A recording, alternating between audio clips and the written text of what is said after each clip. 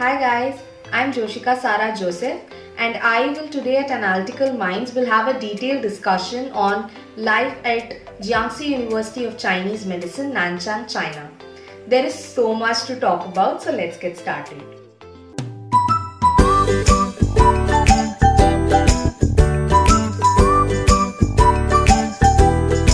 I chose this college based on two main reasons. The first reason is the South Asian faculty. We have professors from India, Pakistan, Bangladesh, Nepal. So the teaching, the method of teaching or the syllabus, everything was quite matched with the Indian syllabus or the Indian standards. So that was one reason, and the second reason being Nanchang is in the southern part of China. So usually in the southern parts of China, the climate is pretty much similar to the Indian climate. Whether it's summer or the winters, they are almost the same. You don't find it much difficult to cope up with the climate. So that was also a reason why I chose this college. And coming to the safety part, like if you want me to rate, I would give a 9 on 10 because one, definitely I don't know, but I literally found it very, very safe. As a teenager when I went there also, I was not scared of going out or anything. So the safety is like very much guaranteed.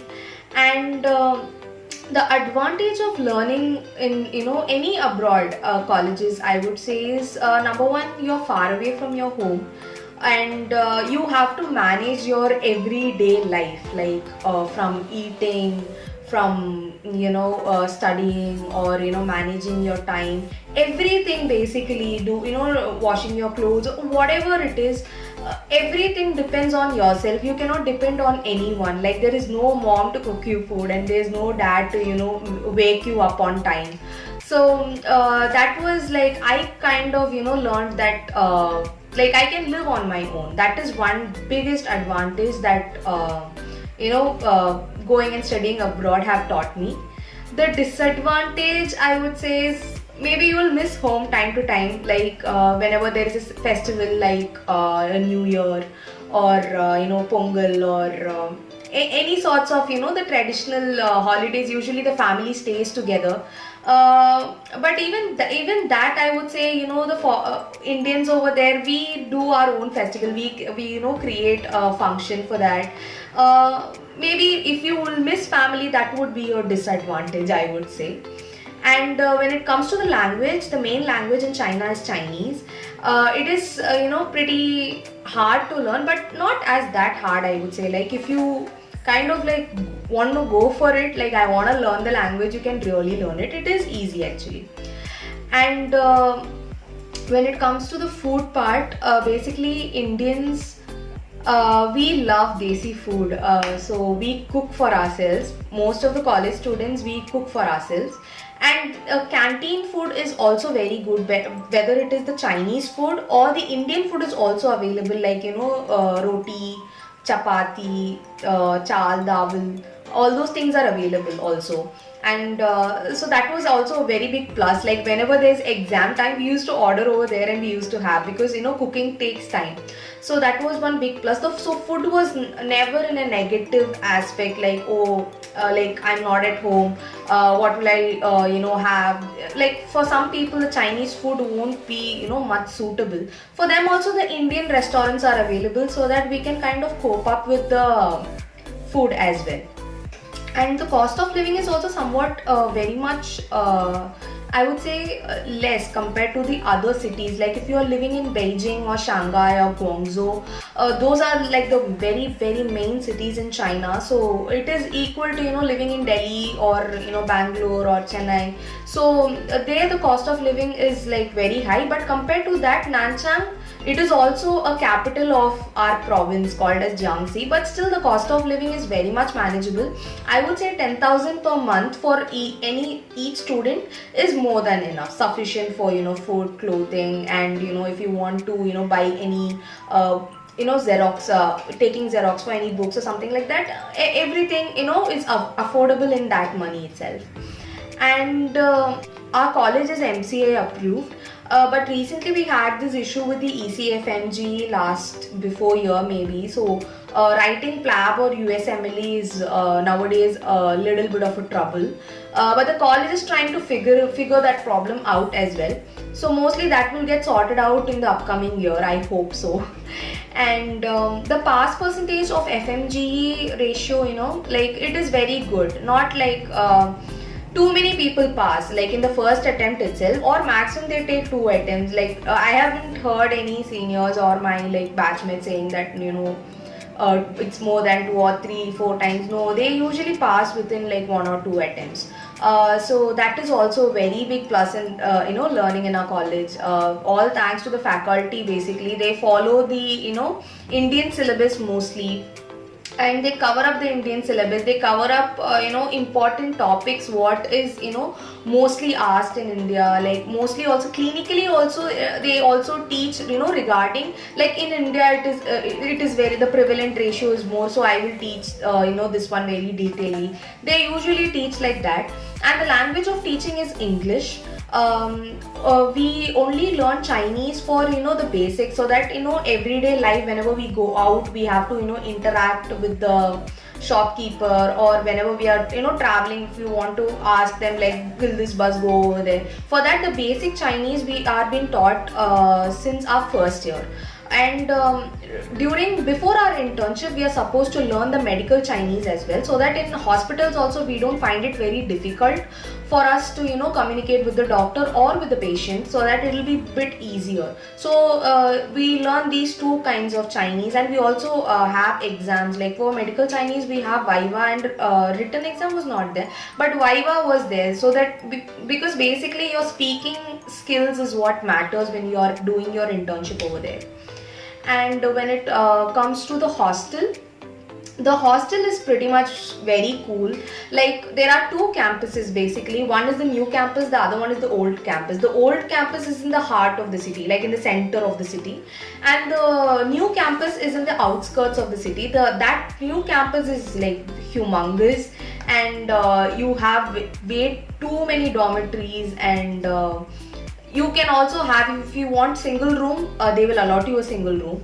If you want 2 members in one room, they will allot 2 members in one room. If you want 3 members in one room, the fees accordingly varies as well. But when it comes to the city campus, the old campus is relatively small, so they usually have rooms only for 3 members in one room. My first year I stayed in single room for like 2 years. In my 3rd year I was shifted to the old campus, which is in the city center. So there I kind of had three members in one room we were, but still it was very cool, because clinically also we were kind of sent to the hospital from our 3rd year, like monthly maybe 2 classes or something like that we will have for clinical classes in the afternoon. So we finish our lunch, morning we'll have classes, afternoon we finish our lunch, and around 2 o'clock we go to the hospital. Until 4:30 we will be in one department, and our professors ourselves, they will take us there. So the professors, they will find any peculiar case or any common cases that is even found in India. So they kind of discuss the case with us, they'll ask questions. So it is a very interactive session that we have. Even though it is not as much as what Indian students will have clinical exposure or anyways a bit more than us, but still this was also kind of like okay, at least we had at least those 2 or 3 sessions per month, so that we can kind of, because whatever we learn in theory, when we see it clinically, it even stays even more within us. So that was kind of an advantage of having some clinical exposure when we were in our college days itself. And coming to the extracurricular activities, there are like very many extracurricular activities, like there are these dance clubs, singing clubs, and to learn the culture, calligraphy, boxing, Tai Chi. There are many things, and if you want to join, like, you can just give your names in those clubs, or you can ask any of your Chinese friends. If you make good Chinese friends, they themselves will teach you, or they will take you, for all these extracurricular activities. And there are also sports meet that happens twice a year. One is that winter wala sport, and the other one is the summer time sport. So both the time those things will take place, and that is also for a very big fun fact, I would say, being in a college, having something extra to do. The college is 63 years old, so it is not like a very new college. They are there from the beginning. Coming to the transport, usually there is no much need of transportation, because if building number 1 is this, building number 2, like building number 1 is the hostel, building number 2 is the teaching building, I mean. So no need much. It's in a very walkable distance. But if you want to go outside the college, like you want to have dinner with your friends, or you want to watch a movie, or you want to buy something, so you need to go to a supermarket or anything. So in that basis, buses are available. The bus stop is in front of the campus. And if you want to ride through metro for even more longer rides, metro is like only 100 meters away from our college. And if you're coming late nights, taxis are very much available in each and every corner of the city. And even if that is not an option, like for the past 2-3 years, these battery bikes are very famous in China. Like if you know to ride a two-wheeler, it is like really easy. Like you can go from one place to anywhere you want. So transportation wise, transport was never a problem when we were in our college. Transport was never a problem. And the Indian students are really, the number is very high. In my class, we were 100 students, and 3/4 of them were Indian, and especially the North Indians are even more higher in ratio. So you will have company, like if you want to correlate with being in your own place, that kind of feel you will obviously get. That many number of students are actually there, and also the professors, as I said, they are also from our own country. So that kind the communication or the interaction is kind of very much relatable, and you find it very easier. Basically, you don't feel anything odd or something like that. And if there is any advice that I could give regarding studying in China, I would say first, if you want to study in China, ask anyone for which college is good. Nowadays, this Instagram and Facebook is very much available. So you can basically, go and search for the college. You will have the list of, students who are already studying over there. You can just ask them, like, how's the college and everything, and you will get an idea. Like, that is how even I got myself an idea that why I should study in this college. So basically you can do that, and don't think twice, like I'm going out, what will happen, like I will miss home. Nothing of that sort. Yeah, you will miss home at times. I won't say like you will never miss home, but still it will be a new experience for you. Like you can get to live your own life on your own terms. So that was something I was very much looking forward to when I as a teenager, when I went to China. That was my only expectation, like how is life gonna be alone, how I can manage myself, how I can develop myself. So that was one biggest advice I gave for myself as well. Like you should not get scared of anything or such. Like living alone is possible. You will get that hope. So that is kind of like a piece of advice that I would give for people who are aspiring to go abroad and learn. Like, don't get scared, just go for it. But have an analysis of where you want to learn. Is that college good?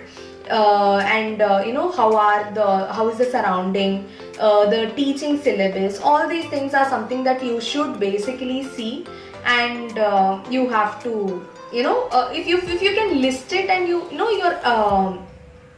choice will be even more easier. Like, okay, I want to learn here, I want to study in this college. Now I'm it's just checklist, like that. And finally, all the best to all the MBBS aspirants out there. Hope this video helped. Thanks for watching. Bye guys.